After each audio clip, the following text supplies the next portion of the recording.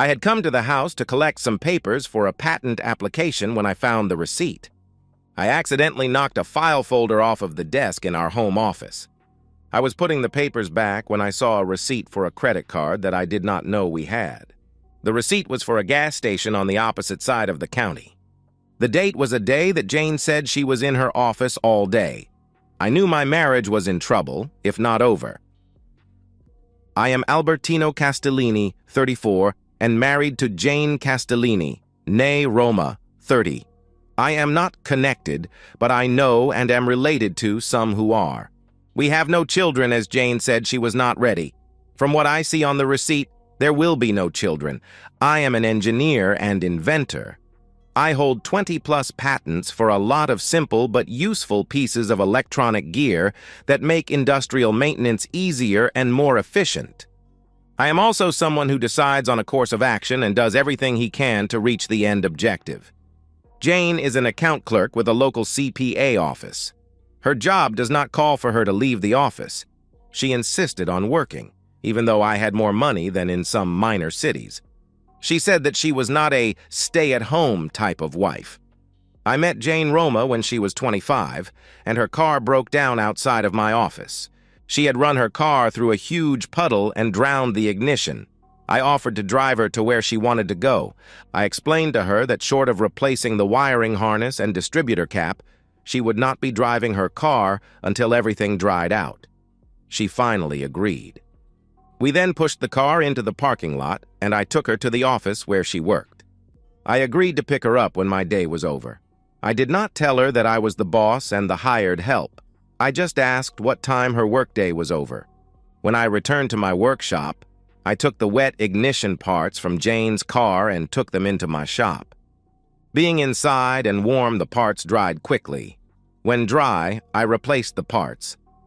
I picked Jane up and took her back to her car. When it started right up, she asked what she owed me.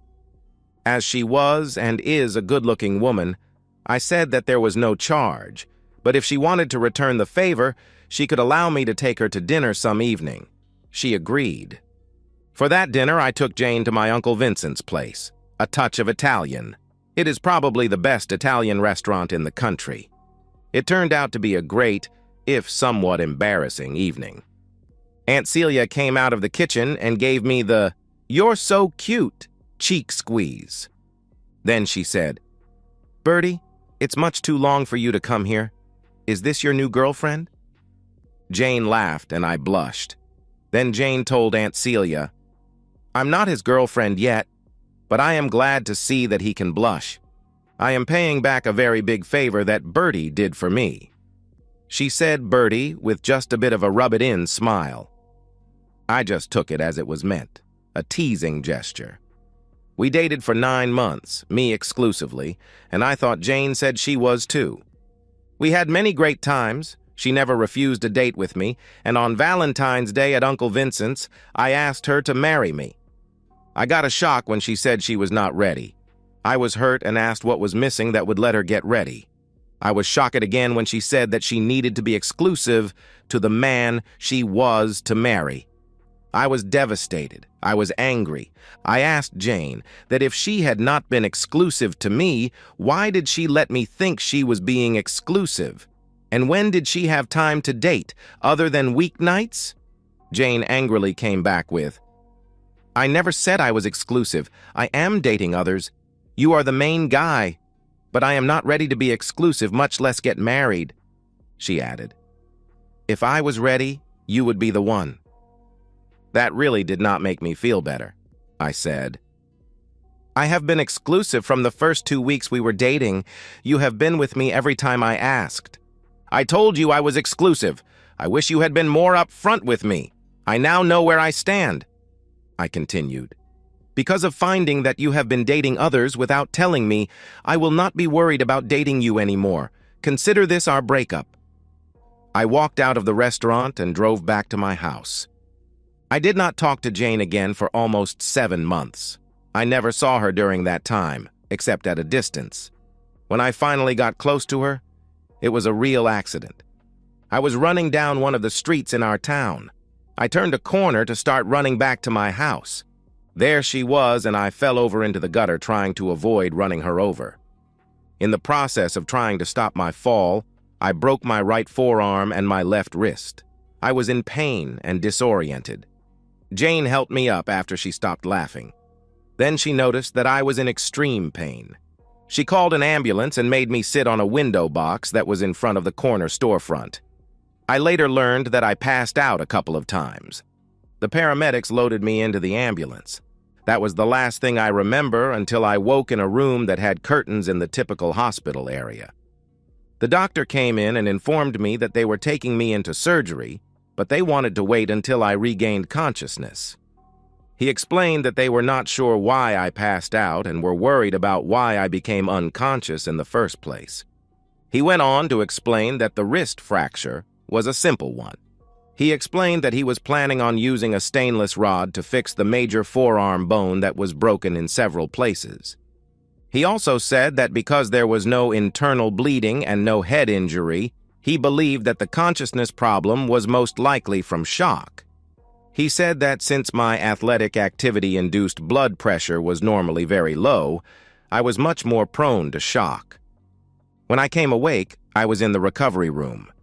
The doctor told me everything went well, and other than some major scars at the surgical sites, I will be as good as new. He then said that he wanted me to stay in the hospital for a couple of days to ensure that I didn't develop an infection. Once I was in the room, I called my parents and they said they would come into town the next day to visit. I called Jane's parents and asked if I could have Jane's phone number. They told me they did not give that out, but would tell her I called. I did not tell them why I was asking. Just as I got off the phone, Jane walked into my room. She looked like she had been worried about me. At least I assumed it was me she was worried about. The first thing she did was try to apologize for laughing when I fell. I waved it off and told her that it was pretty funny, until we both realized that I was hurt. Then I commented that from now on I would confine my running to a track. Jane then asked what the damage was and what recovery was going to involve. I told her what the doctor had told me. Jane then told me that I had passed out a couple of times while we were waiting for the paramedics. She asked if the doctor had said anything. I explained about the low blood pressure. Jane was in my room every evening. She was there when I had a big setback. I had started talking incoherently. The doctors discovered that I had an infection at the surgical site. It was virulent because of my weakened condition. I ended up staying in the hospital for over 2 weeks. The stitches came out after the infection occurred. The surgical sites were left open to allow drainage. When the infection was gone, the sites were restitched. When I finally went home, Jane was over to my house as much as she could be. She even stayed in one of my spare bedrooms during the week. One evening, I got up the nerve to ask her why. I made a series of major mistakes when I told you I was dating others. I was afraid of the deep feelings I was developing for you. I was also afraid of the feelings for me I saw developing in you. I thought that by making you think that I was dating others, I thought that I could somehow slow those feelings down because of the pretend others. When you basically told me to kiss off, I discovered that I was wrong. The feelings were as strong or stronger, and you were gone. I then said, "Would you like to go out with me sometime, once I am capable of doing for myself again?" "Yes," she said. "I want that very much. Just let me know as soon as the doctor says you can go back to normal.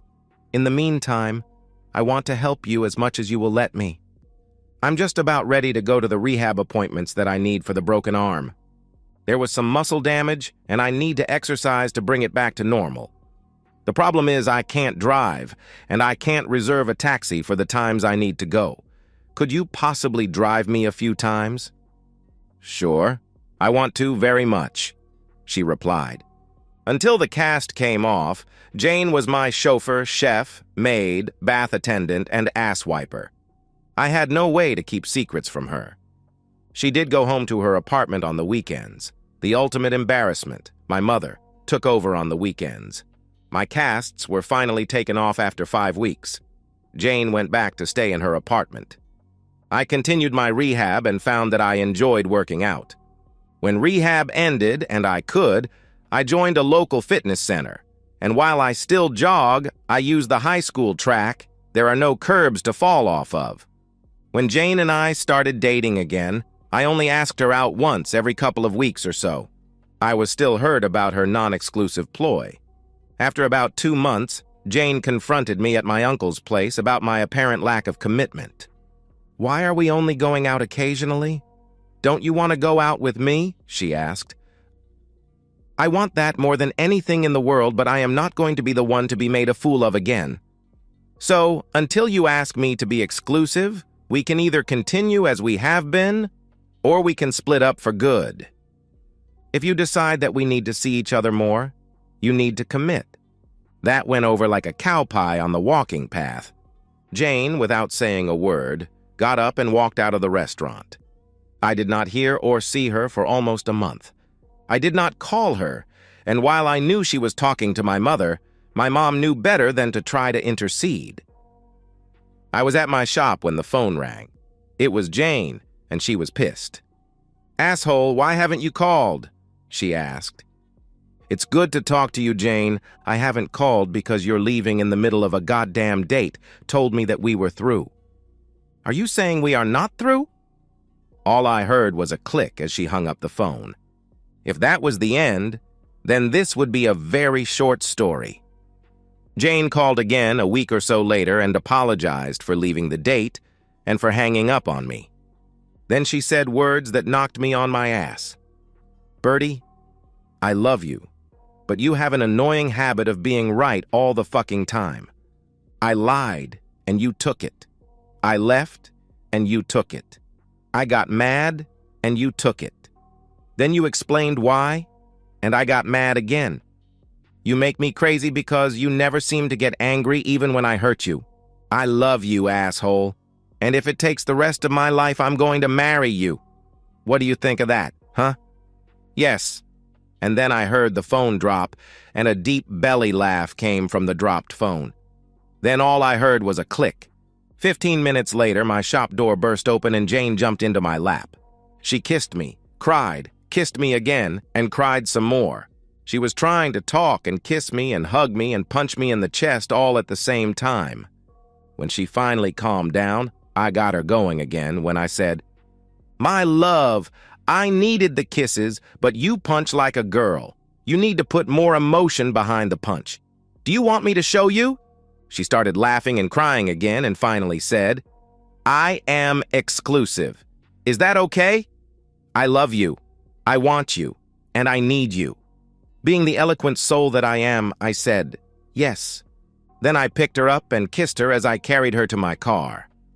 I opened the door, reached into the console, and brought out a ring box that had been with me for more than 2 years. I set Jane on the hood of my car and slipped the ring on her finger and said, "Jane Roma, you are the reason I breathe, the reason I wake up in the morning, the reason I watch the stars at night. I want you in my life.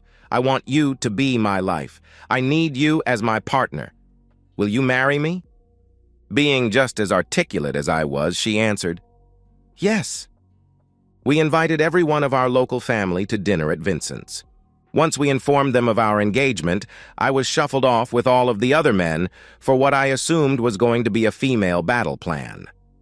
We did all of the moderately normal things. Jane had a bridal shower, and I had a bachelor party, both of which were tame by modern standards. I heard that there was not a male stripper in the shower, and there was not a stripper of any kind at my party. I did not even get drunk, though some of my guys did. I had 1 beer, and I made it last all evening. We set a date for the following May, and were married by the local bishop. The church, the flowers, and the bridesmaids were beautiful, but I only saw the black-haired beauty who was to be my wife that day. We honeymooned in Sicily and stayed at a distant cousin's villa. It was a glorious month. We did a lot of touristy things, but mostly we enjoyed discovering my heritage. We then spent a couple of weeks at Jane's relatives in northern Italy. We saw Venice, Naples, and a lot of mountains and olive groves. We returned to the rat race in the middle of summer. Jane wanted to start working, and I had no real good reason to complain. We made passionate love at every chance we could.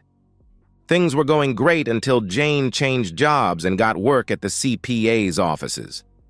Then things started going downhill. She started to pick arguments and denigrate my inventions. The only thing she fought about was that she wanted to use my money to live a rich man's lifestyle. She was pissed when she found out that I was drawing a salary and that my company owned all of the patents, the shop, and my house. I did give myself an unreasonable raise, but Jane seemed determined to spend more than we made. I stopped those arguments when I gave Jane a debit card with a daily limit and told her that from then on, she was to either contribute half of the living expenses or quit working. She ran home to Mama. Mama would have none of it. She called me, and when I told her what we were fighting about, she cut up Jane's debit card and sent her back to me. Things got even frostier when I showed her how much half of the expenses were from the previous month. They were several $100s more than her entire take-home money. The spending was immediately under control. Then Jane started to complain about just about everything. We did not go out, we did not entertain. Things in our love life got frosty also. I had finally heard enough of, I'm too tired, I'm not in the mood. I moved to the guest bedroom and suddenly, I was an uncaring bastard. Jane started drinking every night, not to the point of getting drunk, but 2 or 3 glasses of wine and a couple of mixed drinks. Then when she had fortified herself enough, the complaints and the screaming would start. I was tired of it, but in my family, divorce was not a viable option. I finally put a computer and a large screen TV in the bedroom I was using and went in there and locked the door after supper every night. I found things to do on the weekend, so I wasn't around except for meals. This went on until I finally got a brainstorm and recorded one of her most vicious rants. I took the recording and put it on an endless loop and started playing it as soon as I heard Jane come out of her bedroom for work. I kept it up for 3 days before I heard a knock on the door to what I now thought of as my room. Jane was standing in the doorway crying when I opened the door. She reached up to grab my neck, but I pulled away and she started wailing. All I could understand was, "I'm sorry, I'm sorry." Jane then sat down hard on the floor and I closed the door. She was still on the floor the next morning. Apparently, she had slept there. I was not in a good mood and just stepped over her without waking her and turned on the rant again. That woke her up and she went over to the sound system and started kicking it until the noise stopped.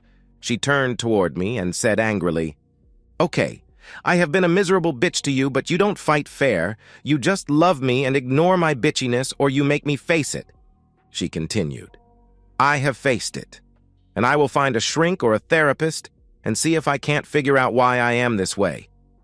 I know you probably won't believe it after how I have acted, but I love you. I will get help. Just don't give up on me. It is almost too late for that. I gave up fighting your stupid shit when I moved into the guest room. I was not, and I am not, an uncaring bastard, as you have so eloquently said for the past several weeks. I am just tired of you trying to destroy what was a wonderful life. I am glad I finally got through to you, but I won't move back into the master bedroom until I can see some of this so-called love you are spouting." I was on a real rant now. How many of the people you work with have an income of $20,000 a month? That is my salary. You still tried to spend all of that and more. We did not go out or entertain because you spent what money we could have done that with. You want a new car every 6 months, and when you don't get it, you freeze me out for weeks at a time. I am tired of it all. Go see your goddamn shrink, but the bitching and the complaining needs to stop now."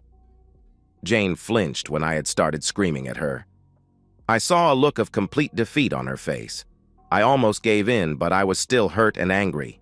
I said, "Jane, I would not even fight if I did not love you. I thought that you loved me, but you have a very disrespectful way of showing it. I think I will have the company buy a condo near the shop and move out until you decide what you want, money or me.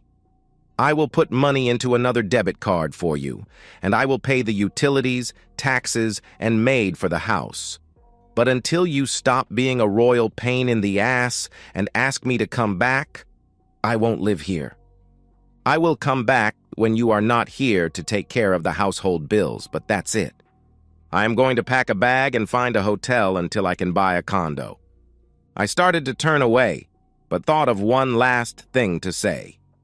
Remember, we are still married, and I will not divorce you, so don't think this is a ticket for you to explore others. You are my wife. Even if you are a poor one right now, you are my wife. I packed several days' worth of clothes and went to my car.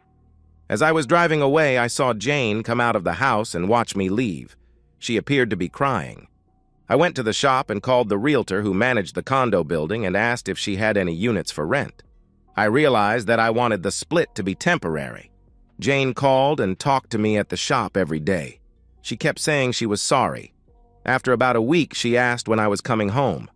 I asked her when and if she was going to stop picking fights. She said that she had found a psychiatrist and was on a hormone replacement and rebalancing medication and that she did not feel the rages anymore. I said I would be home for 2 days this weekend as a trial. If I noticed a positive change, I would stay. I did say I would not be staying in the master bedroom and that the guest room door would still be closed when I was there. She seemed pleased and said that she would see me this coming weekend. I arrived on Friday afternoon and started cooking a meal to have ready when Jane came home. When that crisis was over and the medications took hold, Jane became the Jane I married. But then the bubble burst when she said, "Now that you are back and the meds are working, I am going to stop going to the shrink and—" I held up my hand to stop her. She looked at my back as I walked into the guest room and started to pack my clothes. Jane came in and saw what I was doing and asked, "Where are you going?" I thought we had gotten over my bitchiness and anger. I stopped what I was doing and looked at her. She saw the tears and just sat down on the bed, looking lost. I started. "Jane, my love, I will not live here if you quit going to the doctor. You still need to learn that the sun does not shine out of your ass. Your shit stinks as bad as mine does. You are not all better. You're better, but you are not all of the way back," I went on. "I have not joined you in our marriage bed, have I? I won't until I am sure the shitty way you have treated me this past year is totally over." With that, I turned and continued with my packing. Jane sat on the end of the bed silently crying. I almost rushed over to hug her, but then I remembered that according to her, I am an uncaring bastard. I finished packing and drove to my workshop and sat out on the cot I had purchased as a fallback if things did not remain on an even plane at home. Back to the receipt. When I first saw it, I thought that Jane was going back to her doctor again. But then the area the gas station was in was further from the doctor's office than our house was, and it was also in the opposite direction. I called Uncle Vincent. He told me to stay near the phone. About 15 minutes later, the phone rang and I recognized the voice of the president of the security company that I used to watch my shop. She told me that my uncle had called and she asked what I wanted to find out. She went on to say that her company also does investigations. I asked her to have her people follow my wife for an undetermined time. I wanted weekly reports, audio, video, still photos, and written documentation. I explained that I was not looking for ammunition for a divorce or revenge. I just wanted answers. For 3 weeks, there was nothing out of the ordinary to report. Then the next week, Jane did not go back to work after lunch on Friday. Instead, she went to a motel near where the receipt said she had purchased gas. She got a room, and about 10 minutes later, one of the partners in Jane's firm arrived and joined her in the room.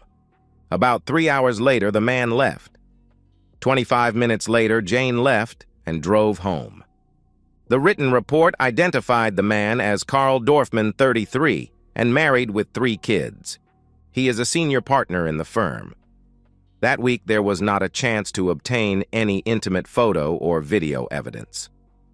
I got proactive. I bought the motel and told all of the day desk people to put my wife in the same room the next time she signs in. They were not to rent that room to anyone except my wife. I had some cameras and microphones installed in the room. They covered everywhere except the bathroom. I also had video coverage of the front desk, but I made sure that there were prominent signs displayed all over the lobby telling people that they were under video surveillance in all of the public areas and grounds. The signs stated that this was for the safety of the public. Surprisingly, business at the motel declined about 15%, but the decline did not include my wife and her lovers. Yes, that is right. Lovers. She was spending afternoons with all of the partners, including the female partner. The video was actually pretty boring, except with the female partner. When she was with her, Jane was the aggressive partner. The audio was interesting. It seems that the partners were blackmailing Jane with threats of prosecution because she took a small amount from a client's account. She had been used as a toy for just about the entire time she was a bitch to me. After 2 weeks, I had seen enough. I stopped the investigation and had all of the reports and other information. I called Uncle Vincent and asked him to contact some friends and take care of the partners. I did not want Jane to be hurt. I explained that I would deal with her. The partners and their firm started to have some setbacks. The 3 married partners were suddenly dealing with divorce. The lesbian partner was involved in an altercation with an aggressive lady and had several injuries before the fight could be ended. One of the male partners was mugged coming out of a bar. Another was involved and injured in a hit-and-run accident. The 3rd male partner, Mr. Dorfman, was hurt during an armed robbery at his apartment after his wife kicked him out. The firm lost most of its clients when some of the videos, Jane's face was pixelated out, were sent to their accounting offices. Jane did not get off clean. The embezzlement was disclosed to the police, and she was convicted of it. She got a 5-year sentence and had to make restitution. She hung herself in the city jail before she could be transported to prison. It happened after I visited her and showed her some photos from my cell phone. I am in therapy for anger management. I did not want her dead. I just wanted a loving, faithful wife. I will go to my grave missing the laughs, the times we spent together, and all of the good things we did and had together. And that's the end of today's story. If you enjoyed it, please give this video a thumbs up and drop a comment below. Your support helps the algorithm push my content further. If you're new to the channel, don't forget to hit that subscribe button. It really helps me keep creating more stories for you. Thanks for watching, and I'll see you in the next one.